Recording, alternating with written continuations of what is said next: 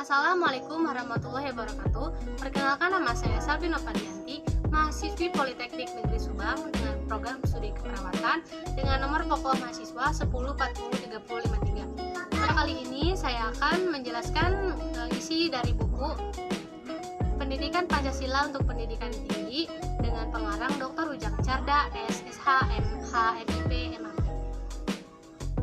Adapun resum buku tersebut dengan penjelasan sebagai berikut. Buku ini terdiri dari 10 bab. Yang pertama, bab 1 tentang orientasi terhadap pendidikan Pancasila. Bab 2, memahami sejarah lambang Pancasila sebagai lambang negara Indonesia. Bab 3, memahami Pancasila sebagai sistem filsafat. Bab 4, memahami Pancasila sebagai sistem nilai etika dan norma. Bab 5, memahami muatan sila-sila dalam Pancasila. Bab 6, memahami Pancasila sebagai ideologi bangsa dan negara. Bab 7, memahami demokrasi Pancasila. Bab 8, memahami hak dan kewajiban asasi manusia dalam Pancasila.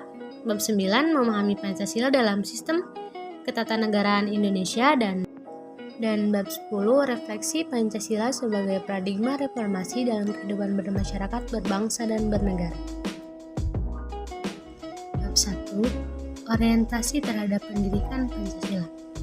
Pada bab ini, menjelaskan tentang orientasi dan pemikiran pendidikan Pancasila yang dimana terdapat berbagai landasan. Di antaranya, yaitu ada landasan historis, landasan yuridis, landasan sosiologis, landasan filosofis, dan landasan kultural. Dalam bab ini, terdapat rumusan dan tujuan Pancasila. Rumusan Pancasila baik secara etimologis, terminologis, historis, dan filosofis. Dan ada tujuan Pancasila yaitu membahas tentang tujuan Pancasila yang benar, yakni yang dapat dipertanggungjawabkan baik secara yuridis, konstitusional, maupun secara objektif ilmiah. Bab 2, memahami sejarah lambang Pancasila sebagai lambang negara Indonesia. Pada bab ini, menjelaskan tentang Pancasila dalam sejarah bangsa Indonesia dari pra-kemerdekaan era reformasi, yang dimana dijelaskan bahwa begitu kuatnya Pancasila dalam jiwa bangsa dan menjadikan Pancasila selalu berjaya sepanjang masa.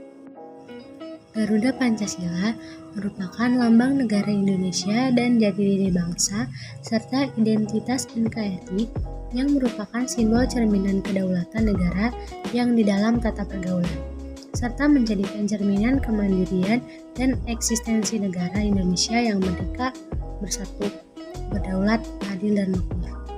Pancasila sebagai lambang negara Indonesia dari putusan Mahkamah Konstitusi nomor 4 PUU strip X 2012. Bab 3, memahami Pancasila sebagai sistem filsafat.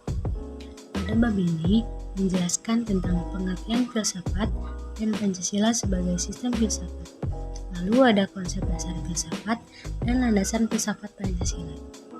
Di dalam buku ini dijelaskan bahwa Pancasila memuat prinsip-prinsip dasar bagi negara, yang berarti bahwa Pancasila sebagai dasar filsafat negara yang memuat ajaran-ajaran atau prinsip-prinsip dasar.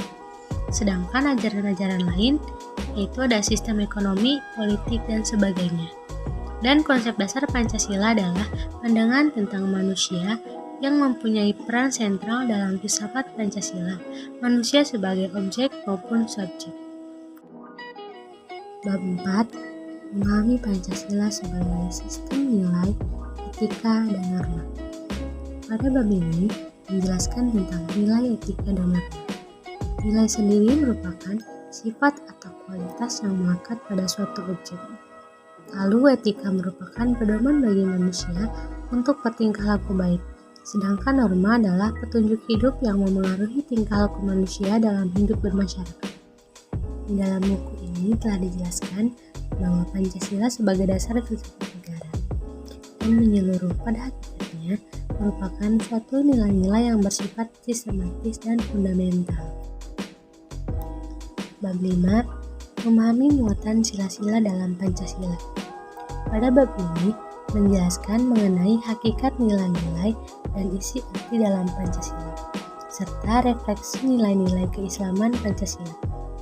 Hakikat adalah segala sesuatu yang mengandung kesatuan mutlak dari unsur-unsur yang menyusun atau membentuknya. Serta susunan sila-sila Pancasila adalah sistematis hierarkis.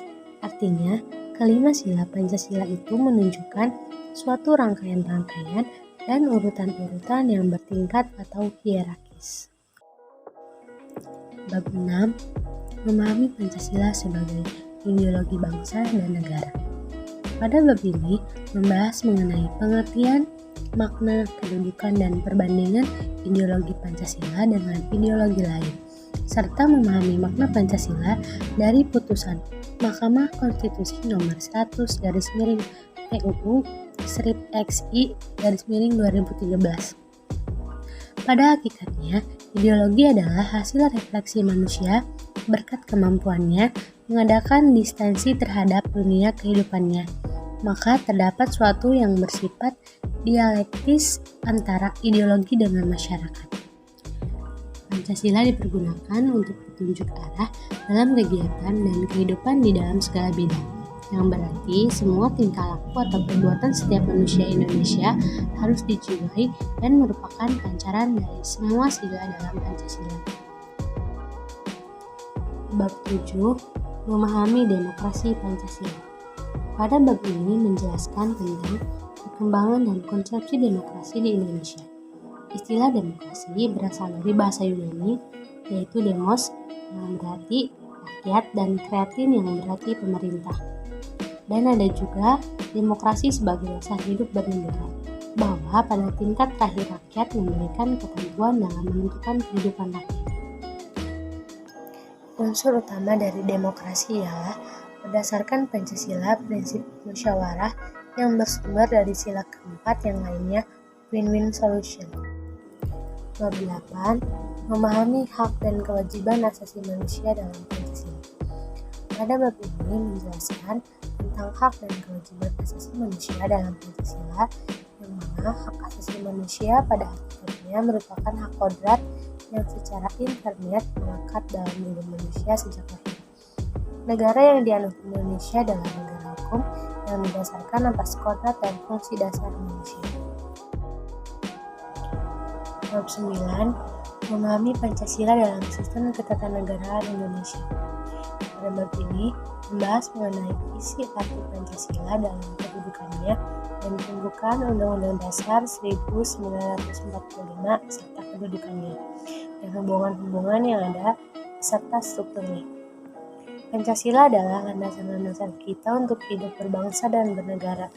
Hak dan kewajiban kemerdekaan dan berlakunya hak kemerdekaan ini ialah sejalan dengan tuntutan perkemanusiaan perkeadilan. Bab 10. Refleksi Pancasila sebagai paradigma reformasi dalam kehidupan bermasyarakat, berbangsa, dan bernegara. Pada bab ini menjelaskan mengenai paradigma merupakan suatu asumsi dasar teoritis umum yang merupakan sumber hukum, penerapan, pengetahuan, dan karakter ilmu itu sendiri.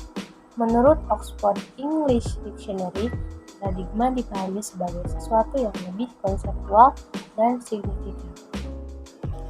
Eksistensi Pancasila sebagai paradigma pembangunan di era globalisasi adalah suatu proses tatanan masyarakat dunia yang tidak hanya dalam satu bidang saja, tetapi menjelajah ke berbagai bidang kehidupan, yaitu bidang ekonomi, sosial, budaya, pendidikan, politik, dan bidang lainnya. Pancasila dapat memperkuat dan menangguhkan basis ideologi dalam membangun peradaban bangsa secara paradigmatik dan aplikatif, serta pengimplementasian nilai-nilai Pancasila dalam kehidupan berbangsa dan bernegara. Demikian resum dari buku ini. Saya memenuhi tugas mata kuliah Pendidikan Pancasila. Terima kasih. Wassalamualaikum warahmatullahi wabarakatuh.